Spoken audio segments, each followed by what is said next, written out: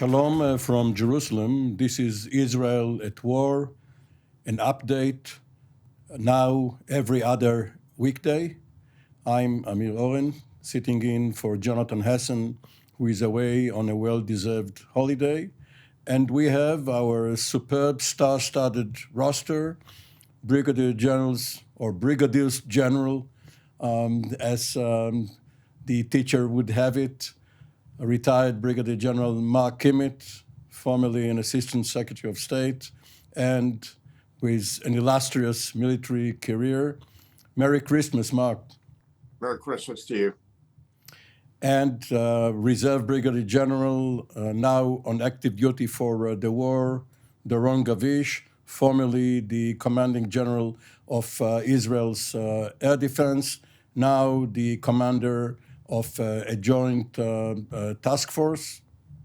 General Gavish, welcome. Good afternoon and Merry Christmas to Mark. Thank you. Thank you. And to our viewers, we should Indeed. Say. Merry Christmas and season's greetings to our viewers around the world. And we are at day 79 of the war, which started on October 7 by the Hamas onslaught and massacre. There are still 129 hostages kept by Hamas. Israeli casualties are mounting. Israel has suffered 14 fatalities over the weekend, and this is a sort of a war of attrition, even though a mobile one. In the north, on the Lebanese border, there is a sort of a stationary war of attrition, and we will hear more about that and about the American and global aspects of the scene here and around us, including the Red Sea and perhaps the Indian Ocean. General Gavish, what has happened recently in Gaza and then on the Lebanese border? First of all, you're right, Amir. From the last 84 hours was quite a challenging day for us. We had 14 of our soldiers that were killed during an incident in the Gaza Strip, some of them in the southern part of the Gaza Strip, other in the northern part of the Gaza Strip, which remind us all that this war is still going on, which remind us all that now we are into a very specific, I would say, phase of this war, when the fight is moving slowly, because Israel is in control of most of the areas, at least over the ground, not, I wouldn't say that under the ground.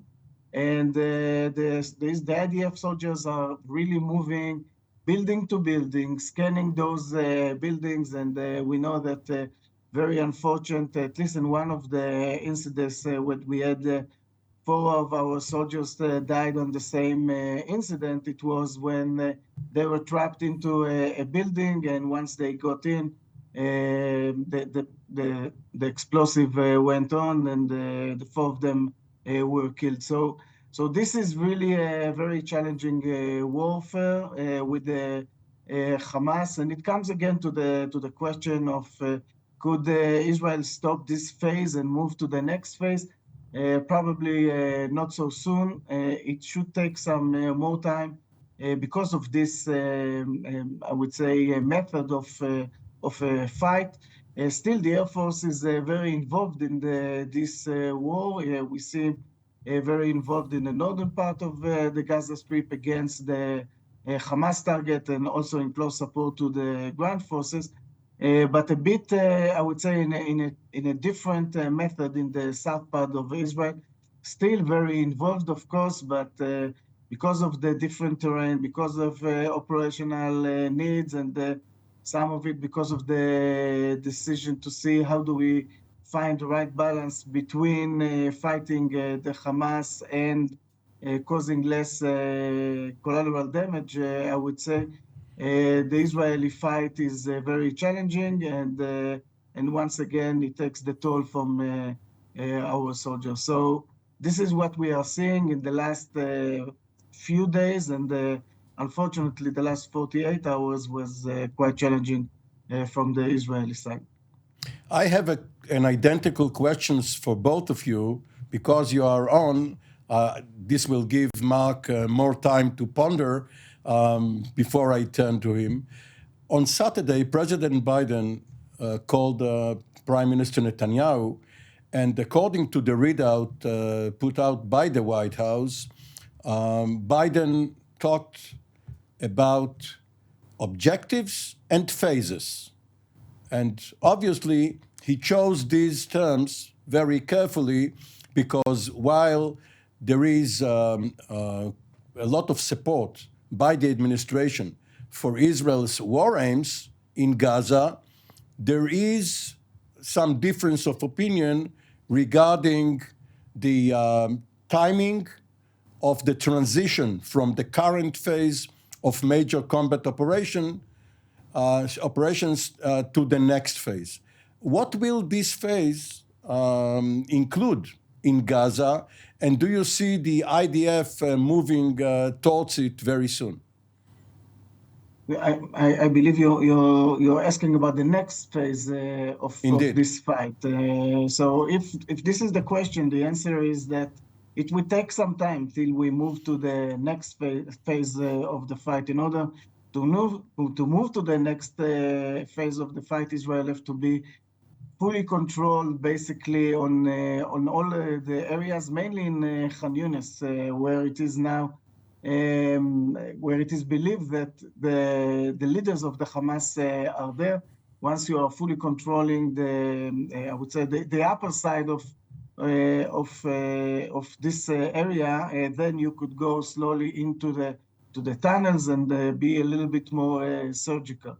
But this would take time. And I think that this is mainly the discussion between the leaders, because there is no big difference between Israel and the United States on understanding that we should have different phases in on this war. So I think this is probably the discussion of what would be the best time for this. But at least from the IDF point of view, this should take some time. For the goals, I think that probably the discussion, and I would move it here to General Kimmit, I believe it is more about what would be the goals of the next phase, because there is a full alignment. The IDF and the Israeli government and the United States are full aligned about the main goals of this war, which is collapse of the Hamas, his military capabilities, and as a ruler of the Gaza Strip,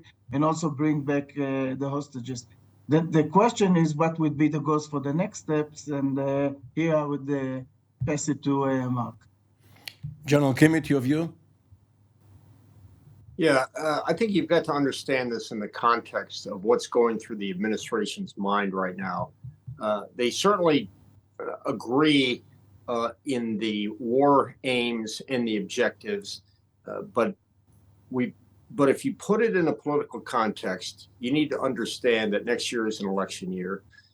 President Biden is losing tremendous amount of support based on this war, principally with younger people who will be so important to his voting bloc, not to mention the Arab Muslim community, which has just totally turned him off. Americans are not patient. They want to see a 100-hour war like we did in 1991. And I think that is being reflected by the administration, who's trying to, quote, push this thing along. I think at the end of the day, the best expression I heard was the old British expression, which is, we must be seen to be doing something, which is why I think you hear all this advice and hectoring come from Washington, D.C. But at the end of the day, where the United States sounds like the old uncle who's trying to give you some advice, at the end of the day, most Americans want to see a ceasefire. They want this to go away. They don't want to think too hard or see the pictures on the front pages of the New York Times. And I don't think that's very helpful to either the current war effort on the ground, and I also don't think that's very constructive in the relationship between the United States and Israel. Now, there is a talk of an Egyptian mediation effort regarding a new second hostage deal. And according to reports, the offer being presented to both sides, Israel and Hamas, is a 2-week truce in exchange for some 40 hostages. Israel has traditionally resisted such proposals because it fears that Hamas would use the 14 days or so to recuperate and perhaps get its leaders spirited away from Khan Yunis. Do you think it's worth it if you weigh all the considerations and constraints and public pressure on the Netanyahu government to get more hostages back? Do you think Israel should seriously consider this proposal? Well, if that's a question to me, I would say that America should listen to what the administration inside of Israel wants to do. That's really a decision for you to make and not one for us to force upon you. We agree in America that fundamental issue of truces are not constructive. Truces are simply used by the enemy to rest and refit. But if it gets hostages back, it really needs to be an Israeli choice, whether 40 is enough, whether it must be 60. So I think we will support whatever the decision, but I don't think we should be imposing the decision on you. Well, if one remembers American military history, you had the Battle of the Bulge over the Christmas week of 1944, when the Germans surprised some restful Americans. And on the other hand, in 1972, you had the Christmas bombing in Vietnam, which probably drove the North Vietnamese towards the final peace agreement. Yeah, and I don't think that the Christmas season affects this at all. I think that America would feel the same way, and the White House would feel the same way if this was happening in the middle of February. General Gavish, to the outside onlooker, especially to the layman, the Israeli pace does not seem to be getting effects. Now, obviously, this could be the tip of the iceberg. As we are talking now, a major achievement could be reached either by killing a Hamas leader or getting some hostages back. But how can one, looking from the outside, measure the pace of Israeli progress?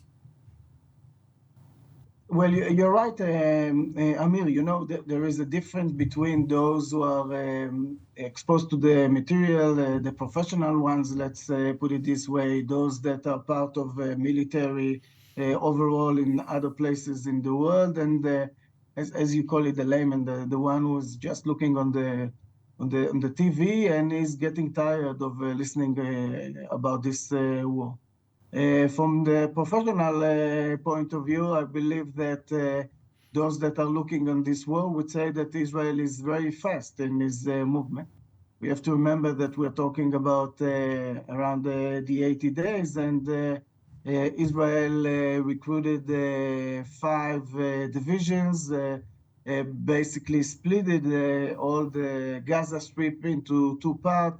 Is almost in fully control of the northern part, is with the Brigade Plus in the southern part of the Gaza Strip, is in the main positions that he wants to be, is or in control or surrounding the main, I would say, center of gravities of the Hamas. And it is dealing with the tunnels system, which is becoming the issue, I would say, the challenge of this war And we are talking about a situation that Israel have to deal with, is that we know that there are hostages on those tunnels, because if they were not there, for sure Israel would have to be much more aggressive, much more fast, mainly fighting in those tunnels. So you take everything together from a military point of view. I believe that governments understand it also. It is quite fast what is happening, but as we know, there are a lot of clocks which are ticking. It is not only the military clock that is ticking. There is the General Kimmit mentioned some of them, and as the leaders of this war, the IDF and the Israeli government have to look on those all different clocks and to see how fast are they clicking and what is the right balance between them. I just want to mention one thing with regard to the question that you've asked General Kimmit before. I think it is also important to highlight that at least at this point, the Hamas is not, I would say, cooperating with the Israeli, what Israel is putting on the table. The Hamas, as much as we know, we have to say that there is not a huge transparency of what exactly is happening in those talks. No one really knows, other than few people which are part of those talks. But from what we understand, at least at this point, the Hamas is strengthening his position, and they're saying either we have a full ceasefire or there is not a deal. So this is the situation we are dealing now, and also we have to say that maybe part of this position that is being taken by the Hamas is because their senses are that Israel is being pressed, and Israel would have to stop the war in some point. And if this is what they think, so they from their point of view, from their interest, they would like to push it a bit more until Israel will get to this point. Now, when you say Hamas, this is a general proposition. We know that there are differences of opinion or perhaps short circuits between the Hamas political wing, mostly in Doha, Qatar, and Yahya Sinwar and his colleagues underground in Gaza. Whether they are communicating with each other at all, we don't know. But General Kimmit, you're a seasoned and senior army officer. 5 or even 6 divisions, one may count the old Gaza division, which is supposed to guard the border, but is also taking part in the offensive operations. 6 divisions against 6 brigades, which Hamas has. This sounds like the old 3-to-1 ratio, which military professionals advise should be between the offense and the defense. And if I'm not mistaken, you recently wrote an opinion piece saying basically what General Gavish just said, that it is quite a fast pace, that it is not a slow advance by the IDF. Yeah, that's exactly true. And when you talk about the old 3-to-1 requirement for the offense over the defense, that's when you're talking in rolling hills in the middle of the desert, in open battlefields. When you're talking fighting inside of a city, it could be double that. And when you're fighting inside of a city, such as Gaza or Han Yunis, that has a warren of tunnels, a lot of destruction already that the fighters can hide behind, those numbers, to my mind, are actually need to be much, much larger. So 6 brigades against 6 divisions, 6 divisions. It is admirable the pace that the Israeli divisions have maintained in order to advance the combat, because I think anybody that would really look at a situation of that kind of urban warfare with a very, very entrenched defender, they would expect the numbers to be far more than 3-to-1. So for the purposes of this talk, we can tick off one H, the Hamas, and move to the other two, Hezbollah and Houthis. General Gavish, Defense Minister Gallant has warned Hassan Nasrallah, the leader of Hezbollah, that if he goes into a full-scale war, Beirut would be a Lebanese copy of Gaza. This seems like a message aimed at deterrence, but it could also sound as a signal that if Nasrallah only, quote unquote, keeps the current exchange of fire, Israel would not go into such a full-scale war. So what do you read into such declarations? Well, we have to remember that Israel declared this military strategy right from the beginning, and the military strategy of Israel is to be in the offensive on the south part of Israel and to be in a containing mode in the northern part, what is called the actively containing war. And there is kind of understanding that as long as the I would say the war doesn't get to a certain point, we are not going to a full-scale war. This is right from both sides, at least at this point, because in some point in the future, probably this strategy would be changed, because we all understand that Israel cannot come back to the same border as it was before. We have to remember that there are 60,000 Israelis that are displaced, that lives in the northern border of Israel. So probably in the future, this thing would have to be changed, hopefully diplomatically, but not sure. So I think that what Gallant is saying is exactly what you just mentioned, Amir. From one hand is he prefers that Hezbollah would be deterred, and in the other hand, it's kind of signaling that as long as we are under this war threshold, although there is a fight, we have to say, there is a fight in the northern part of Israel. But as long as we are in this, I would say, level of fight, so Israel could tolerate it, could, by the way, react to it. It's not that Israel is standing still, Israel is reacting to it, but it is not a full-scale war. So on this point, I fully agree with you. General Kimmit, if the parameters are what we just heard from General Gavish, is it a draw, a tie, or are there winners and losers here? Well, if you're talking up in the north, I think at this point it's just status quo ante before the war. I find that where there is an opportunity for wins and losses, as you would say, is down in the south in the operation against the Houthis right now, and their firing of rockets and ballistic missiles. My view is that the United States has done a pretty good job internationalizing the problem there by expanding CTF 151 into what is now known as Operation Prosperity Guardian. The Houthis are now at the point where they're terrifying the tanker companies, the shipping firms, the insurance companies, and that's had a significant effect on Red Sea, Suez Canal traffic. That will have an international consequence.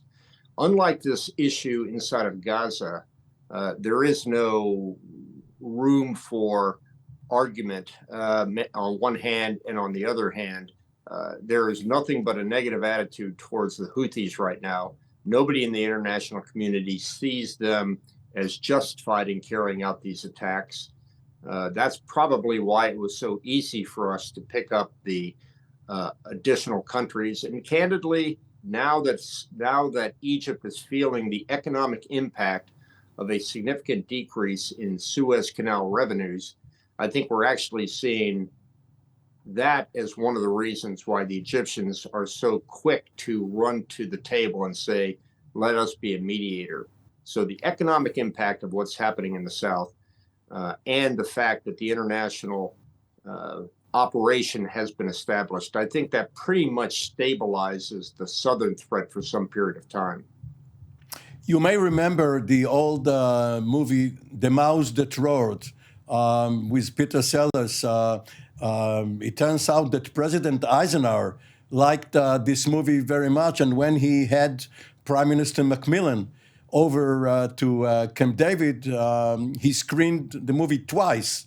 And in that movie, of course, a tiny country which is going bankrupt declares war against the bigger power in order to lose and then be nation built by American or other largesse. But it miscalculates and wins. Now, the Houthi attacks started some 2 months ago as something of a joke, but the joke has gone stale. So many weeks, so many attacks, and nothing yet in retaliation, only intercepts? Well, so that goes down to the strategy that I think the United States and its coalition partners are following, which is, let's set this up as we did in the tanker wars in the 80s in the Arabian Gulf, in the piracy operations we ran in the late 09 to 19 time period. And now we have this, which is you go in, you ensure that you at least have a defensive capability for international maritime traffic. You hope that the size and scale of that operation will dissuade and deter the Houthis from further attacks. But it also gives you full justification that if this continues, despite all the efforts of the international community, that certainly gives you a casus belli to actually carry out attacks against the Houthis.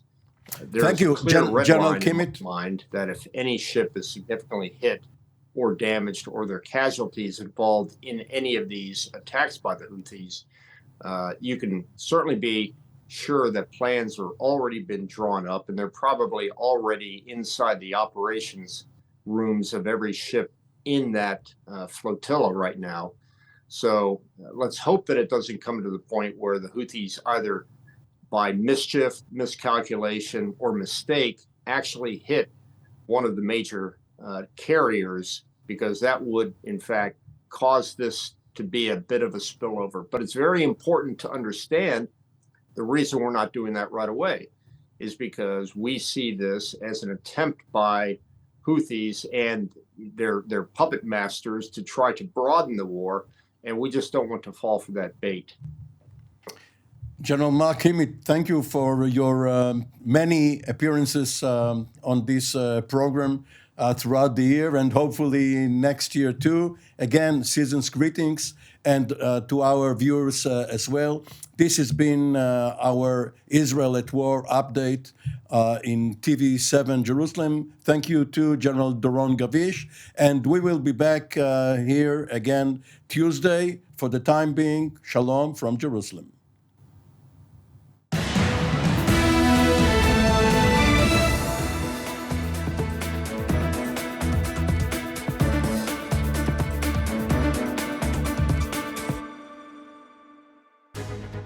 My name is Doron Gavish, and my background, 30 years of serving in the Israeli Air Force.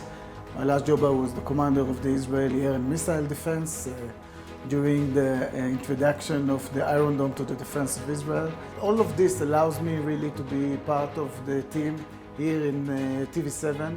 It is super important to have such a platform. We talk about the global situation, we talk about Israel and those different angles which are relevant to the discussion.